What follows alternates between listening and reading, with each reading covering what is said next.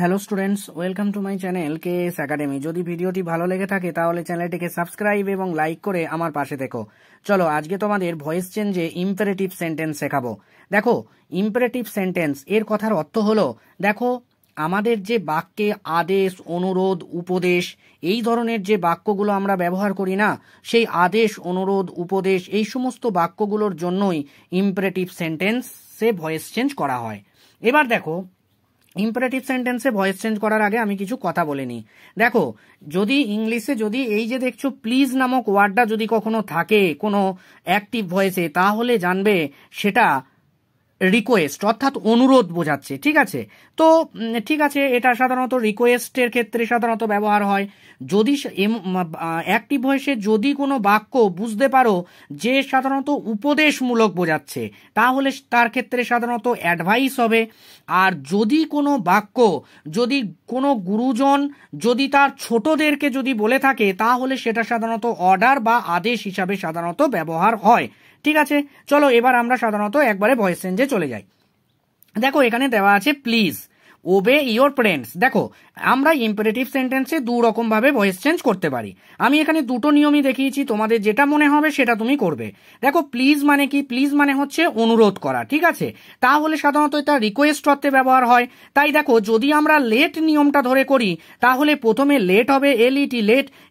তারপরে তোমার এই যে অবজেক্ট রয়েছে, সেই মেন ভার্বের ফার্স্ট ফর্মের পর যে অবজেক্টস রয়েছে সেই অবজেক্টটা তোমার বসবে। তারপরে তোমার বি নামক একটা ওয়ার্ড যোগ হবে, এবং যেটা মেন ভার্বের ফার্স্ট ফর্ম রয়েছে সেই ফার্স্ট ফর্মের থার্ড ফর্ম হয়ে যাবে। দেখো, ওবেড হয়ে গেল। এবার তোমাদেরকে আমি একটা কথা আমি প্রথম বলে দিই। দেখো, ইম্পারেটিভ সেন্টেন্সে ভয়েস চেঞ্জ সেটা আমরা চিনব কি করে? আমাদের প্রথম স্টেজ হচ্ছে এটা, আমাদেরকে প্রথম চিনতে হবে, তারপর না আমরা ভয়েস চেঞ্জ করব। দেখো, ইম্পারেটিভ সেন্টেন্সে ভয়েস চেঞ্জের দুটো বৈশিষ্ট্য দেখে তোমাকে চিনতে হবে।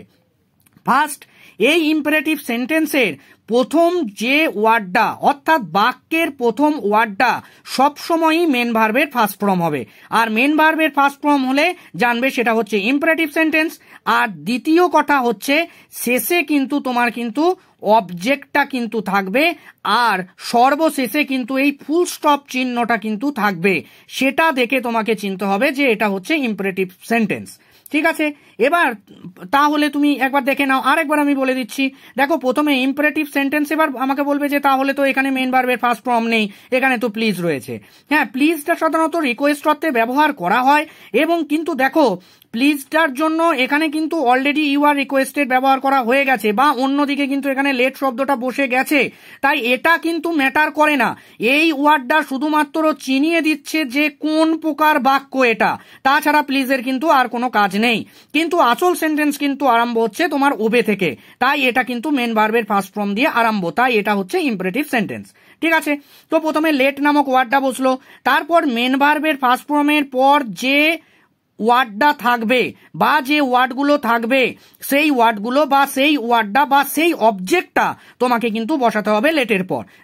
দেখো এখানে কিন্তু ইয়োর প্যারেন্টস আছে, ইয়োর প্যারেন্টস তুমি বসালে, তারপরে কিন্তু তোমার বি নামক একটা ওয়ার্ড যোগ করতে হবে, এবং তারপরে যেটা মেন ভার্বের ফার্স্ট ফর্ম থাকবে অ্যাক্টিভ ভয়েসে, সেটাকে কিন্তু তোমাকে কিন্তু প্যাসিভ ভয়েসে মেন ভার্বের থার্ড ফর্মে পরিণত করতে হবে। দেখো, এখানে ওবেট করে দিয়েছি। সুতরাং এইরকম ভাবে তুমি এটা করতে পারো ভয়েস চেঞ্জ।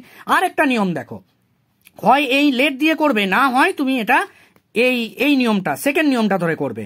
দেখো, এখানে করা হয়েছে ইউ আর রিকোয়েস্টেড। এবার তুমি বলবে যে কেন ইউ আর রিকোয়েস্টেড কেন? দেখো, বাক্যের প্রথমে প্লিজ শব্দটা দেওয়া হয়েছে, সেই জন্য প্লিজ অনুরোধ অর্থে সাধারণত ব্যবহার করা হয়, সেই জন্য ইউ আর রিকোয়েস্টেড এই ফ্রেজটাকে কিন্তু আনা হয়েছে। এটা নিয়ম যে তোমার প্লিজ থাকলে কিন্তু ইউ আর রিকোয়েস্টেড তোমাকে আনতে হবে।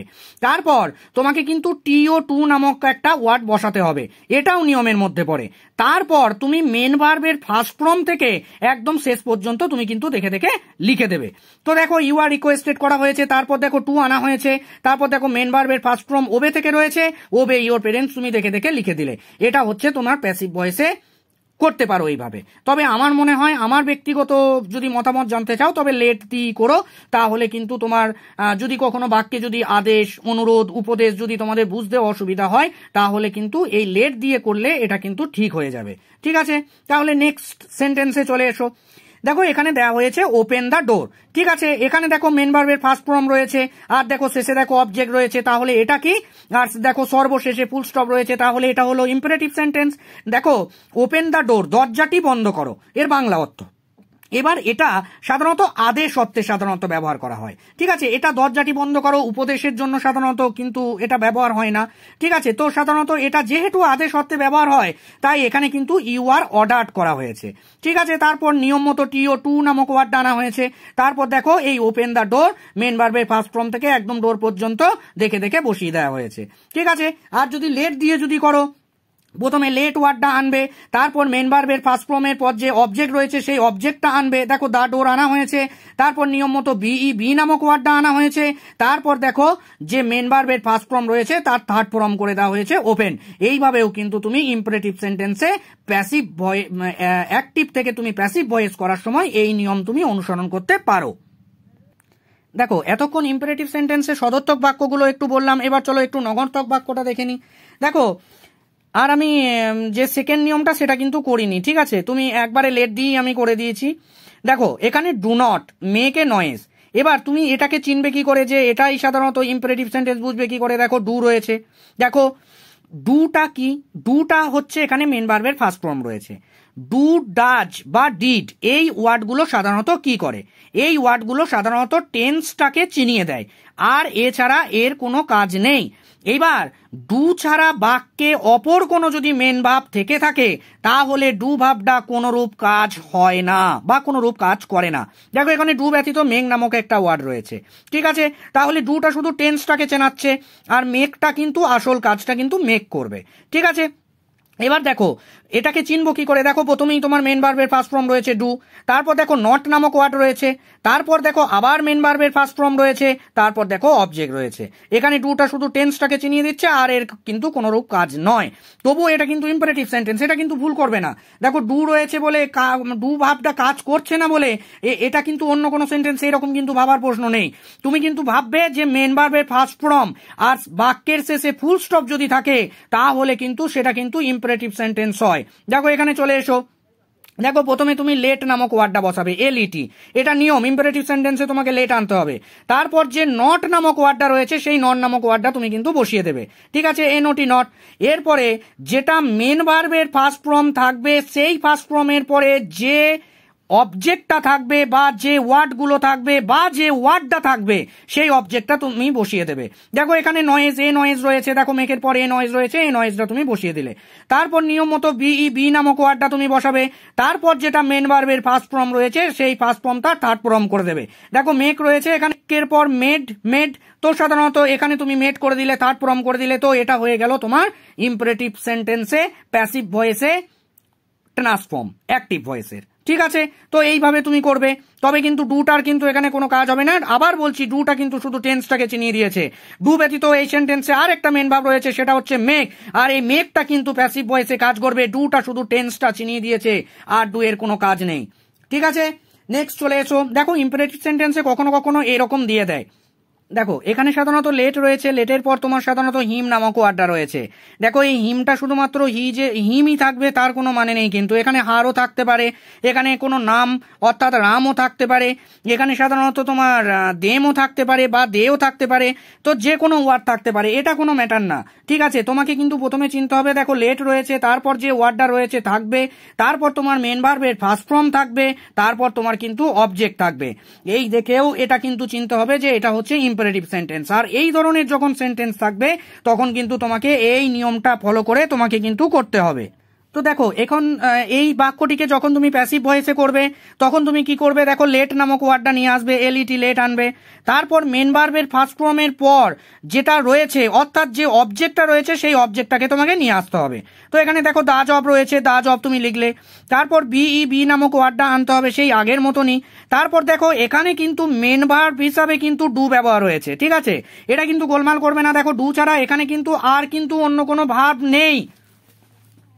দেখো তো এখানে সাধারণত বি হয়েছে, তারপর দেখো মেন ভার্বে থার্ড ফর্ম হয়েছে, তো এটা দেখো ডু ছাড়া আর কিন্তু অন্য কোনো মেন ভার্ব নেই, তাই এখানে ডুটাই কিন্তু এখানে মেন ভার্ব হিসেবে ব্যবহার হয়েছে, তাই এখানে থার্ড ফর্ম হয়েছে। তারপর দেখো নিয়ম অনুযায়ী তোমার প্রিপোজিশন বি ওয়াই বাই হয়েছে, এবং তারপর দেখো এখানে হিম, এটা যে সাবজেক্ট সেই সাবজেক্টটা তোমার কিন্তু অলরেডি এখানে অবজেক্টে সাধারণত হিম হয়, সেই হিমটা কিন্তু অলরেডি এখানে করাই রয়েছে, তাই এখানে হিমটা দেখে দেখে বসিয়ে দেবে। ঠিক আছে, দেখো এখানে আমি লিখে দিয়েছি ইম্পারেটিভ সেন্টেন্সে ভয়েস চেঞ্জ করার সময় আদেশ বোঝাতে অর্ডার, অনুরোধ বোঝাতে রিকোয়েস্ট এবং উপদেশ বোঝাতে অ্যাডভাইস শব্দগুলি ব্যবহার করা হয়। আর কমেন্ড শব্দের অর্থ হচ্ছে নির্দেশ। দেখো কমেন্ড আর অর্ডার সাধারণত আমরা এক অর্থেই ব্যবহার করে থাকি, তাই এখানটা নতুন করে আর কমেন্ট শব্দটাকে লিখিনি। দেখো এরপরে চলে এসো কোয়াসি প্যাসিভ ভয়েস। দেখো এটা সম্পর্কে আমি একটু বলে দিয়েছি তোমাদের, যদি কখনো প্রয়োজন হয়ে থাকে তাহলে একটু দেখে নিও। দেখো প্রথমে তুমি কোয়াসি প্যাসিভ চিনবে কি করে। দেখো প্রথমে তোমার সাবজেক্ট থাকবে, তারপর তোমার বিভাব থাকবে, এবং তারপর মেন ভার্বের ফার্স্ট ফর্মের সঙ্গে আইএনজি যুক্ত থাকবে। এটা দেখে তুমি চিনবে এটা হচ্ছে তোমার কোয়াসি প্যাসিভ ভয়েস। তুমি কি করবে, প্রথমে যেটা সাবজেক্ট থাকবে সেই সাবজেক্টটাই তুমি লিখবে। ঠিক আছে, এবার যে টেন্সে থাকবে, অর্থাৎ ধরো এখানে ধরো প্রেজেন্ট টেন্সে রয়েছে। ঠিক আছে, তো সাধারণত দা কাইটের পর তোমার কি হয়, প্রেজেন্ট টেন্সের বিভাব তোমার ইজ হয়। দেখো এম হয় না এবং আরও হয় না, তাই তুমি নিয়ম অনুযায়ী তুমি এখানে ইজ লিখবে। দেখো এখানে মেন ভার্বের ফার্স্ট ফর্মের সঙ্গে আইএনজি যুক্ত হয়েছে, তাই এই আইএনজির জন্য তোমাকে বিং, বিই আইএনজি, বিং নামক একটা ওয়ার্ড লিখবে। তারপর তোমার যেটা মেন ভার্বের ফার্স্ট ফর্ম রয়েছে সেই ফার্স্ট ফর্মটাকে তুমি থার্ড ফর্ম করে দেবে, অর্থাৎ ফ্লাই, ফ্লিউ, ফ্লোন। তো এখানে সাধারণত তুমি ফ্লোন লিখে দেবে, এইভাবে তোমাকে করতে হবে। আর একটা দিয়েছি দ্য কাউজ আর মিল্কিং। দেখো এখানে দ্য কাউজ হয়েছে, দেখো এটা প্রেজেন্ট টেন্স, প্রেজেন্ট টেন্সে তোমার কি হয়, এম হবে না আর তোমার ইজও হবে না, কারণ এটা থার্ড পার্সন প্লুরাল নাম্বার। তো সাধারণত এখানে আর হয়েছে স্বাভাবিকভাবেই।